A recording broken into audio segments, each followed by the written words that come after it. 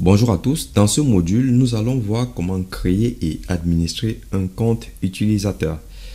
Ce module aura deux parties. Dans la première partie, nous allons voir l'authentification locale, c'est-à-dire que nous allons créer un utilisateur et le stocker directement dans la base de données de notre serveur de supervision. Nous allons ensuite jouer avec ce compte utilisateur, c'est-à-dire le mettre dans un groupe afin de lui attribuer des droits. Nous allons aussi voir comment modifier le profil de cet utilisateur-là. D'accord? Dans la deuxième partie, nous allons voir l'authentification LDAP. Et pour notre cas, nous allons utiliser Active Directory. Donc, nous allons installer le rôle ADDS, DNS. Nous allons créer l'administrateur de notre domaine. Et ensuite, on va associer le compte de l'administrateur de notre domaine dans Cacti. D'accord? Alors, ce que je vous recommande aussi, lorsque vous voulez vous connecter sur l'interface d'administration de Cacti, c'est d'utiliser soit Chrome ou Edge, tout simplement parce que avec ces navigateurs, on peut faire un clic droit et faire une traduction. Alors, il faut savoir que voilà, nous sommes sur de l'open source, donc forcément, il y a certaines parties qui n'ont pas été traduites. Ok? Alors, je vais me connecter. Hop. Donc j'avais dit admin et je pense que j'avais sauvegardé le mot de passe. Ok. Très bien. Donc nous sommes sur la console d'administration. On va se rendre dans configuration et ici vous avez un volet utilisateur, groupe d'utilisateurs, domaine utilisateur. Ce qui va nous intéresser dans un premier temps, c'est d'aller jeter un coup d'œil sur les utilisateurs. Donc, ici, je peux observer que par défaut, nous avons deux utilisateurs qui sont créés. L'admin, c'est le compte que j'utilise actuellement. On voit bien la dernière connexion ici. Et vous avez un compte guest, un compte invité. Donc, ce sont des comptes locaux, c'est-à-dire qu'ils sont stockés dans la base de données locale de Cacti. Ok? Ils peuvent avoir des droits sur les graphes, sur les devices, donc les équipements et les templates. D'accord? Vous avez la possibilité d'effectuer des actions sur ces utilisateurs-là. Par exemple, si je sélectionne cet utilisateur, je peux le supprimer, je peux faire une copie de son profil, je peux l'activer, je peux le désactiver et ici, je peux faire une copie par lot. D'accord? Alors, on va s'intéresser au compte admin déjà. Et quand je vais sur le compte admin, voilà, c'est ce que je vous disais. Vous voyez, la traduction n'est pas très bonne ici. Mais sachez aussi que lorsque vous voulez activer, par exemple, cette fonctionnalité, vous voyez que ça passe en vert ici. Si je désactive, c'est tout noir. Très bien. Donc, qu'est-ce que nous propose l'onglet général? Dans un premier temps, je vais tout traduire ici. Voilà. Dans l'onglet général, nous avons donc le nom de l'utilisateur. Vous voyez qu'il y a la possibilité de le modifier. Vous pouvez mettre le nom complet, par exemple Armel Grando.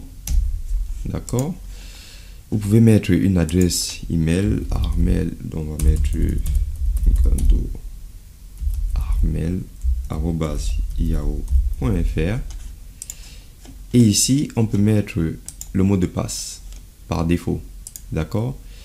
Et là, voilà, on peut activer cet utilisateur, le désactiver, verrouiller son compte ici. Et en plus de cela, vous avez des options du compte utilisateur. Par exemple, l'utilisateur, si vous activez cette fonctionnalité, l'utilisateur va changer le mot de passe lors de la prochaine connexion. Ce qui n'est pas recommandé, puisqu'à tout moment, il sera obligé de chaque fois réinitialiser son mot de passe. OK? Et ici, vous avez la possibilité, donc là, c'est activé. On lui donne la possibilité de modifier le mot de passe. OK? Vous avez la gestion des paramètres graphiques et utilisateurs personnalisés. Au niveau des options graphiques, l'utilisateur a des droits sur l'arborescence. Donc, c'est ce qu'on appelle tree. Donc, l'arbre, l'utilisateur dispose de droits sur l'affichage des listes. L'utilisateur a le droit de prévisualiser la vue. Très bien. Lorsque vous explorez un logiciel ou une application pour la première fois, n'hésitez pas d'aller explorer de fond en comble les fonctionnalités de cette application-là. Par exemple, lorsque j'arrive dans options d'authentification, j'ai un point d'interrogation ici. Si je me mets dessus, on me dit que faire lorsque cet utilisateur s'authentifie. Donc lorsque j'entre mon login et mon mot de passe, qu'est-ce qui va se passer en fait?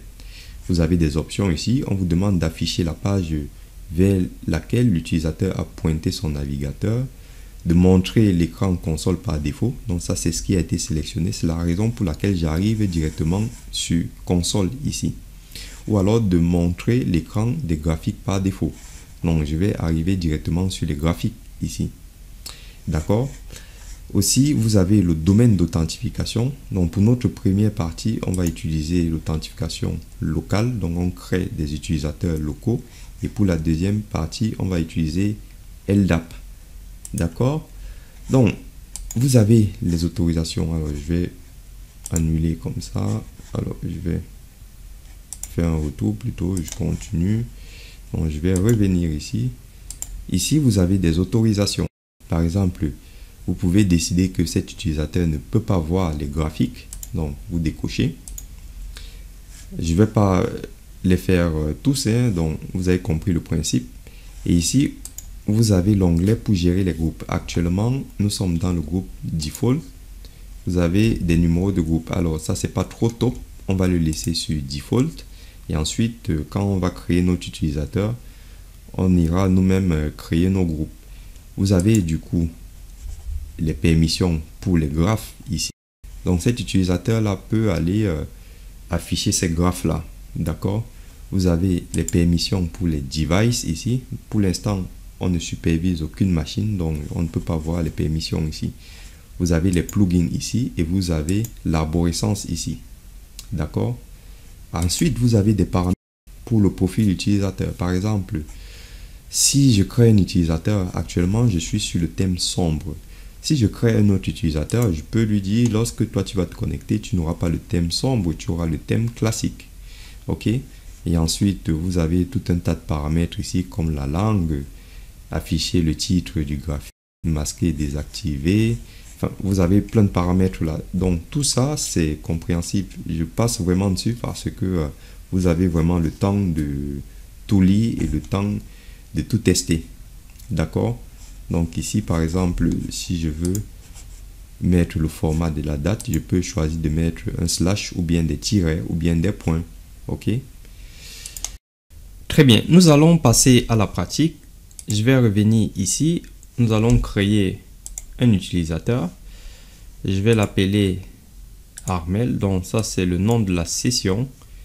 Alors, nom d'utilisateur, je vais mettre comme ça avec l'adresse mail. Et ici, je vais mettre ce mot de passe. Hop. OK. J'active ce compte. Et ensuite, ici, je laisse par défaut. Je ne donne pas la possibilité à l'utilisateur de changer son mot de passe à chaque fois qu'il se connecte. Je lui donne la possibilité de modifier son mot de passe. Donc, lorsqu'il va venir ici, il peut modifier son mot de passe. OK. Je laisse toutes ces options-là actives. Il peut être redirigé sur une page ici lorsqu'il se connecte. Donc, on va mettre par exemple qu'il se redirige sur l'écran des graphiques. Donc, je crée l'utilisateur. Une fois que je crée l'utilisateur, j'aurai donc les permissions ici. Donc, ce qui serait intéressant, c'est de faire un retour. Là, je peux voir ici que j'affiche bien les graphiques. Je peux manager les équipements. Ici, je peux manager les templates. OK, pour l'instant, cet utilisateur ne s'est jamais connecté. D'accord? Donc, j'entre ici, je peux regarder les permissions. Ici, rien n'est activé. Donc, ce qu'on va faire, on va se connecter. On laisse d'abord comme ça. Je me déconnecte, se déconnecter. Ensuite, je vais me connecter avec ce compte-là. Hop. Et qu'est-ce qui se passe? Je n'arrive pas à me connecter. D'accord? Je n'arrive pas à me connecter. Pourquoi selon vous? Je vais repasser en admin ici. Et ici, hop. Je me connecte. Alors, je viens dans configuration utilisateur. Je vois qu'il y a eu une tentative de connexion ici. Je peux regarder dans les logs pour voir ce qui s'est passé. Et je vois ici que je n'ai pas d'accès. d'accord, que l'utilisateur Armel n'a pas d'accès.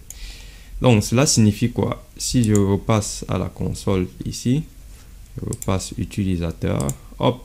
Alors, à vue d'œil, on pourrait croire que tous les utilisateurs ont des droits sur les graphiques, sur les équipements et sur les modèles, puisque on peut voir ici autoriser, autoriser, autoriser. Donc si je crée un utilisateur, par défaut, la stratégie des graphiques sera autorisée, la stratégie des devices sera autorisée et des templates autorisés. Mais cela ne donne pas des permissions spécifiques aux utilisateurs, puisque si j'arrive ici, tout est décoché par défaut. C'est la raison pour laquelle nous n'avons pas pu nous connecter avec le compte Armel. D'accord? Si maintenant je veux spécifier les droits, je vais donc activer tout ça. Hop. Voilà. Je sauvegarde ici. Je fais OK. Paramètres utilisateur. On a dit, je vais mettre par exemple le papier plein comme ça. Et là, je sauvegarde. Je fais une pause. Je dis, enfin, OK. Donc, je refais OK. Très bien. Alors, je reviens dans Général et je vais juste insister ici. Au niveau des options graphiques, il s'agit des options d'affichage graphique. Donc, ça n'a rien à voir avec les autorisations. Faites attention. Donc, vous avez des autorisations ici que vous gérez. Par exemple, je peux voir les graphiques ici. Graphique en temps réel. Je vais d'ailleurs mettre ça à jour. OK. Ici, c'est vraiment au niveau, on va dire, de l'affichage. D'accord? OK. Donc, ce qu'on va faire, on va tester du coup notre utilisateur. Donc, Armel, hop, mot de passe, s'authentifier. Et là, j'arrive à m'authentifier. Vous voyez, la console n'est plus la même au niveau du thème. On peut voir du coup nos graphiques ici, le rapport ici, les logs là. On peut afficher la console ici. Donc, vous avez la gestion des équipements ici. Vous voyez que l'affichage a changé en fonction de l'utilisateur. Ça veut dire que je peux avoir plusieurs utilisateurs et je donne des thèmes différents. OK? Donc, vous avez vu comment on crée un utilisateur local. Dans la vidéo qui va suivre, on va voir comment créer des groupes d'utilisateurs. Je vous dis à tout de suite.